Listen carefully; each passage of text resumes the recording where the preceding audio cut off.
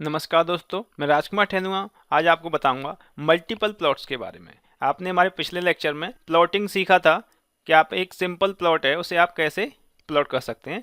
अगर आप चाह रहे हैं कि एक ही ग्राफ पर आपको एक से ज़्यादा प्लॉट करने हैं तो किस तरीके से प्लॉट करेंगे, आइए देखते हैं। तो हमें प्लॉट करना है function f x is equal to sine 2x और उसका derivative d upon d x sine 2x on the same graph. ये प्रॉब्लम है कि आपको एक तो साइन 2x को प्लॉट करना है और एक d upon d x sine 2x को प्लॉट करना है एक ही ग्राफ पर। तो आप देख के ये लग रहा होगा साइन 2x तो मैं प्लॉट कर लूंगा जैसा कि हमने पिछले लेक्चर में देखा था, लेकिन ये d upon d x sine 2x ये कैसे होगा, डी अपॉन डी एक्स में कैसे लगाऊंगा। तो ये भी आसान है, इसमें ज़्यादा परेशान नहीं होना है। सिंपल ये समझ लीजिए आप d upon d x sine 2x क्या होगा, 2 cos 2x। तो एक्चुअल में आपको साइन 2x और 2 cos 2x इन दो ग्राफ को बनाना है। तो 2 cos 2x तो बना सकते हो ना। तो देखिए इसके लिए कोड क्या हो जाएगा, सिंपली हमें लिखना होगा x इज इक्वल टू 0 से स्टार्ट करें और पाई अपॉन 100, क्योंकि जो मैं बेसिकली यहाँ पर एंगल जो देना है इसके अंदर जो एंगल है वो रेडियन में होना चाहिए। तो मैंने पाई को 100 पार्ट में डिवाइड कर लिया है कि इतना इंक्रीमेंट होना चाहिए और 2 पाई तक जाए, 0 से 2 पाई तक जा रहे हैं और जो बीच में इंक्रीमेंट है बेसिकली वो पाई बाई 100 का है। ये ज़्यादा इतने पॉइंट्स क्यों रखे हैं, जिससे कि जो आपकी वेव फॉर्म्स हैं वो बहुत स्मूथ आए। जितने ज़्यादा पॉइंट्स आप लेंगे उतना स्मूथ ग्राफ आएगा। क्लियर है। तो फिर आपको y1 इज इक्वल टू लिखना होगा साइन 2 इंटू एक्स, जो x है उसे लिख दिया साइन 2x। यहाँ पर पीरियड आपको लगाने की जरूरत नहीं है बिकॉज ये स्केलर क्वांटिटी है, तो आराम से एरे ऑपरेशन यहाँ पर हो जाएगा। ठीक है। सिमिलरली आपने y2 कैलकुलेट किया 2 इंटू कॉस 2x हो जाएगा। फिर आपने लिख दिया प्लॉट x कोमा y1।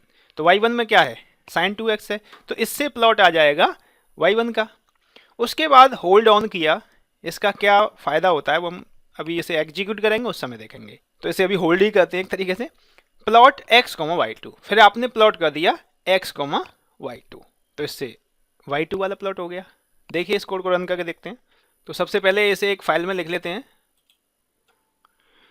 तो एक कोड हमने लिख लिया, फाइल को सेव कर देते हैं।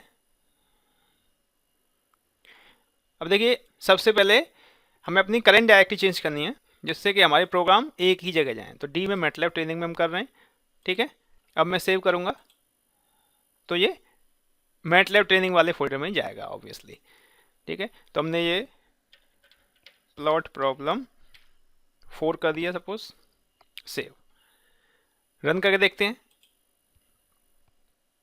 देखिए रन किया तो आपको दो ग्राफ दिख रहे हैं, एक देखिए साइन का है और एक कोसाइन का है, साफ साफ दिखाई दे रहे हैं।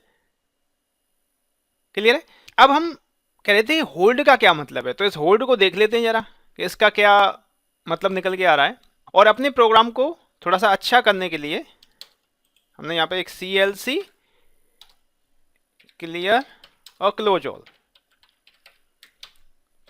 क्लोज ऑल लिखने से क्या होगा, जो अभी फिगर खुला हुआ था वो बंद होगा पहले, फिर दोबारा खुलेगा, अपडेट हो जाएगा। अगर आप ये नहीं लिखोगे तो देखना आपको ये एक साथ फिगर अपडेट होकर अपने आप दिखाई नहीं देगा, आपको फिर देखना पड़ेगा उसे।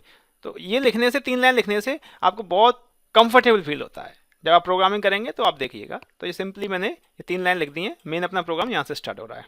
ठीक है। अब होल्ड ऑन को मैं क्या कर देता हूँ, मैं इसे कर देता हूँ कमेंट, टेक्स्ट में जाके कमेंट कर दिया। अब कमेंट कर दिया इसका मतलब ये लाइन है ये एग्जीक्यूट नहीं होगी।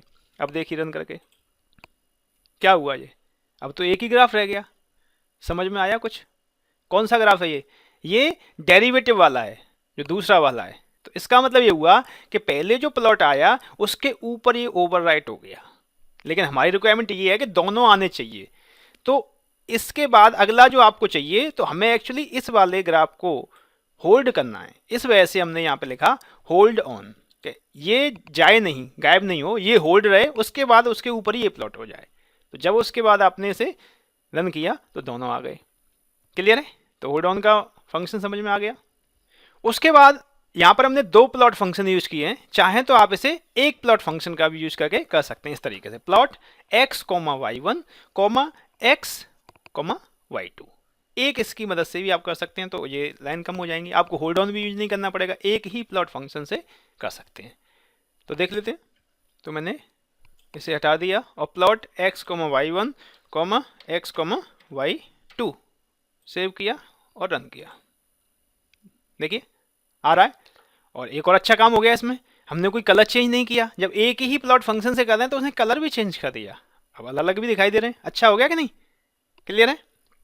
इसके बाद आप चाह रहे हैं जो कलर आया है वो आपकी पसंद का नहीं है, आपको तो और कोई कलर पसंद है जो आया है, तो आप अगर अपनी पसंद का कलर देना चाह रहे हैं और जो आउटपुट आ रहा है, जो आउटपुट यहाँ पे आ रहा है, ये जो लाइन्स हैं आप चाह रहे हैं ये लाइन्स डॉटेड में आए या कुछ और पर्टिकुलर कोई पैटर्न आए या थोड़ी सी मोटी हो जाए, इस तरीके से आप इसकी बेसिकली इसे फॉर्मेट करना चाह रहे हैं, तो वो किस तरीके से कर सकते हैं।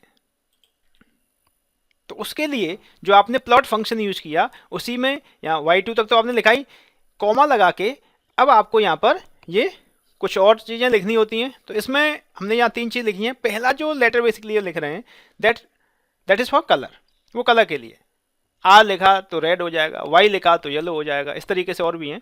दूसरा है वो मार्कर की स्टाइल बताता है कि मार्कर किस टाइप का है, और तीसरा है वो लाइन की स्टाइल बताता है।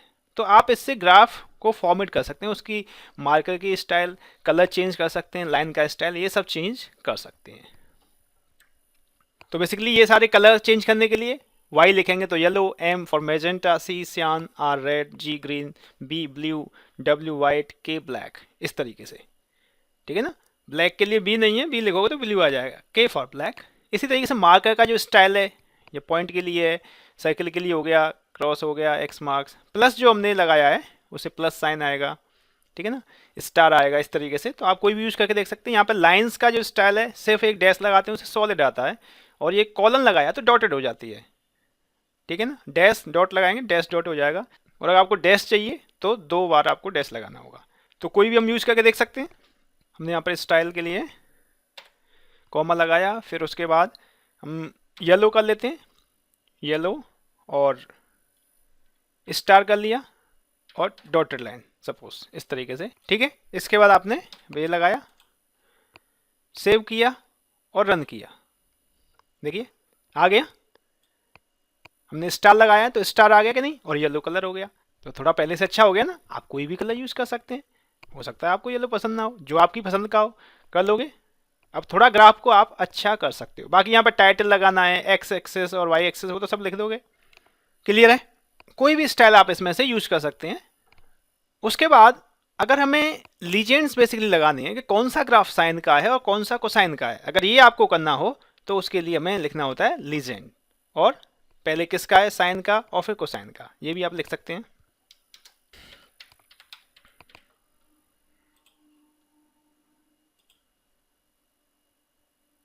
देखिए आ गया, हमने कोड लिखा, लीजेंड लिखा, साइन कोसाइन, तो बता रहा है कि ये ब्लू वाला है वो साइन के लिए है और येलो वाला है वो कोसाइन के लिए है।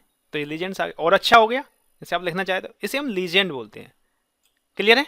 उसके बाद लीजेंड का अगर आप पोजीशन चेंज करना चाह रहे हैं, जैसे 1 2 3 4 यहाँ पे लिख सकते हैं। अभी जो आ रहा है लीजेंड इस जगह पर आ रहा है, आप चाह रहे हैं इधर आए इधर आए इधर, ठीक है ना, कहीं भी आ सकता है। इसकी लोकेशन आप चेंज करना चाह रहे हैं तो उसके लिए आप यहाँ पर ये वैल्यूज पास करेंगे। डिटेल में इसका देखना है तो आप हेल्प लीजेंड लिख सकते हैं, तो आपको पता चल जाएगा। जैसे मैंने लिख दिया (3) लिख दिया सपोज, और रन किया, देखिए यहाँ पे आ गया, पोजीशन चेंज हो गई ना लीजेंड की। तो इससे आप लीजेंड की पोजीशन चेंज कर सकते हैं।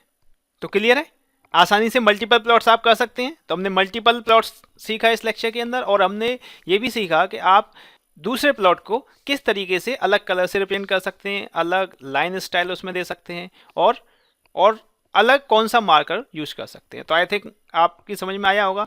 फिर भी अगर आपको कोई प्रॉब्लम होती है तो आप मेरे को मेल कर सकते हैं on my mail ID matlab@rkt। I think आपने इस लेक्चर को एंजॉय किया होगा। अगर ये आपको अच्छा लगा हो तो आप इसे लाइक करें और अपने दोस्तों के साथ शेयर करें। Thank you.